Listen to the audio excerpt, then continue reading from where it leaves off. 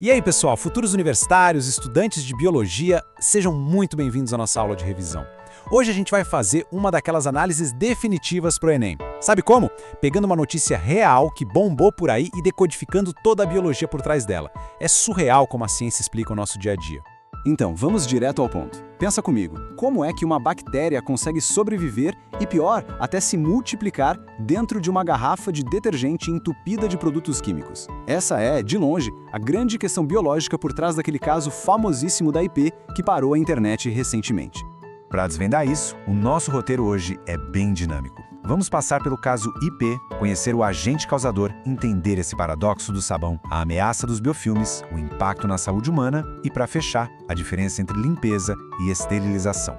Bom, começando aqui pelo ponto 1, o caso IP. Vamos dar um passo para trás e olhar o contexto macro para entender o que realmente aconteceu no noticiário. A linha do tempo dos fatos é super clara, tá? Lá em novembro de 2025, o próprio controle de qualidade da fábrica da IP detectou bactérias num lote de sabão líquido e avisou as autoridades. O tempo passou e, em maio de 2026, a Anvisa precisou suspender todos os produtos de limpeza deles que tinham lotes terminados em 1. Por quê? Falhas críticas nas boas práticas de fabricação. Só que aí a internet fez o que a internet faz de melhor, né? Rolou uma reação pública gigantesca. Muita polarização política, um mar de desinformação, gente fazendo desafio absurdo na rede social e culpando tudo que é governo. Mas galera, isso só escancara uma falta de compreensão enorme sobre como a ciência básica funciona. E aqui a gente precisa ser bem neutro e técnico. O papel da Anvisa é estritamente proteger a saúde pública. Eles estão ali para identificar riscos microbiológicos, sabe, coisas como a ausência de princípios ativos na fabricação. O fato de recolherem os lotes não tem absolutamente nada a ver com conspiração política ou ideologia. É pura e simples segurança científica. São padrões rigorosos que qualquer indústria séria tem que seguir. Beleza, vamos pro ponto 2, conhecendo o agente. Saindo das notícias e descendo pro nível celular para entender quem é o verdadeiro organismo responsável por isso tudo. Olha só, esse caso é a ilustração perfeita de um conceito clássico que adora cair no Enem, as bactérias oportunistas. O que é isso? Bom, são micro-organismos que quase nunca afetam quem está com a saúde em dia. Mas, se o sistema imunológico do hospedeiro der uma fraquejada, eles aproveitam essa oportunidade e causam infecções severas. E a grande protagonista da nossa aula de hoje é a famosa Pseudomonas aeruginosa.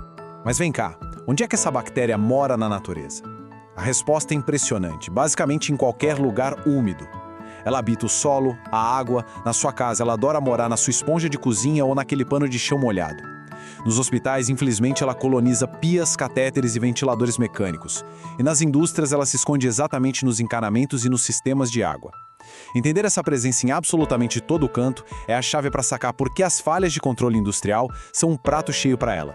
O que nos leva ao nosso terceiro ponto, o paradoxo do sabão. Prestem muita atenção aqui porque essa é a parte biológica mais fascinante da nossa análise.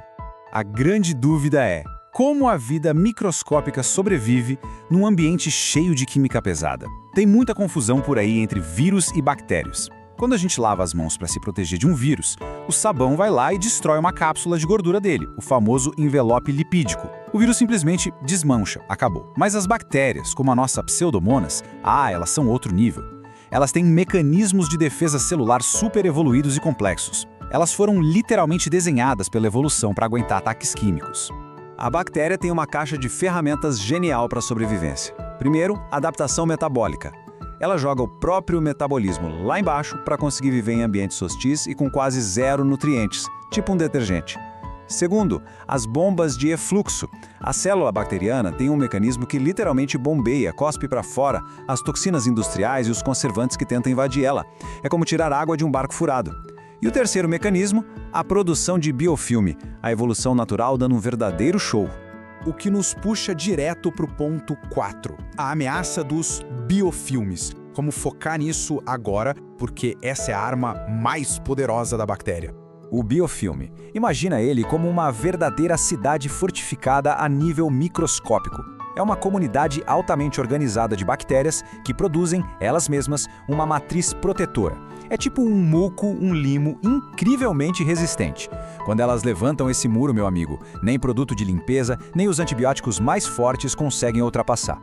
Um dos microbiologistas consultados nas fontes da nossa aula matou a charada. Ele descreveu o biofilme perfeitamente como um cortiço de bactérias. Tem um relato marcante de um dentista que estava tratando um paciente com ossos do rosto fraturados. As placas de metal no rosto do cara viraram casa para um biofilme. O médico injetava o antibiótico. O remédio até matava a camada mais superficial do biofilme, mas não fazia nem cócegas nas bactérias protegidas lá no fundo. A única solução foi fazer cirurgia e raspar fisicamente as placas. Agora deu para entender por que uma contaminação industrial que cria limo nos canos dá uma dor de cabeça absurda, né? Certo. Ponto número 5 da nossa agenda: o impacto humano. Vamos sair da biologia celular e ver como isso bate na gente, no corpo humano de verdade. Lembra do alerta da Anvisa? Para entender o peso daquilo, a gente tem que focar na palavra imunocomprometido. Isso serve para qualquer pessoa cujo sistema de defesa do corpo está enfraquecido, seja por uma doença de base, por genética ou por tratamentos médicos muito pesados. É exatamente esse grupo que a agência tenta proteger desesperadamente. Pense em quem está realmente na linha de tiro dessa bactéria oportunista. Pacientes com câncer passando por quimioterapia, pessoas com fibrose cística ou problemas crônicos nos pulmões, transplantados que precisam tomar imunossupressores para não rejeitar um órgão, e, claro, a galera internada usando catéter intravenoso ou ventilador mecânico. Se o detergente que lava a roupa dessas pessoas ou a louça do hospital tiver infestado com essa bactéria super resistente, o resultado pode ser devastador. Estamos falando de pneumonias graves e infecções generalizadas mesmo. E caminhando para o nosso último tópico, o número 6, limpeza versus esterilização. Para a gente amarrar tudo o que aprendemos hoje e corrigir um erro conceitual que a galera vive cometendo no dia a dia. É o seguinte, o sabão que a gente usa em casa foi feito só para limpeza, ou seja, a missão dele é reduzir drasticamente a carga de micróbios e tirar aquela sujeira visível da mão ou da louça. E só. A esterilização é outra história. Ela elimina 100% de qualquer forma de vida microscópica. Isso só rola em equipamentos médicos ou em laboratórios super controlados. Ninguém esteriliza a mão lavando no banho, até porque a gente precisa das bactérias boas da nossa pele para viver, né?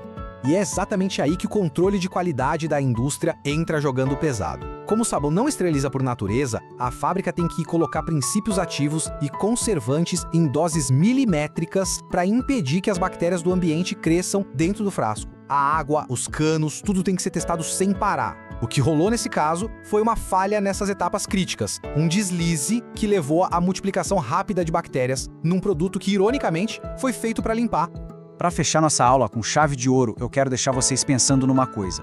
Se formas de vida tão minúsculas têm uma engenharia genética absurda, a ponto de driblar e sobreviver aos nossos produtos químicos e processos industriais mais modernos, o que isso ensina pra gente sobre a resiliência implacável da biologia no nosso planeta? É fascinante, não é? Fica aqui convite para analisarem as notícias diárias sempre através dessa lente da ciência. Estudem bastante, não parem de questionar o mundo. Espero que essa nossa análise dê um baita empurrão nas revisões de biologia de vocês para o Enem. Valeu, pessoal, e ótimos estudos!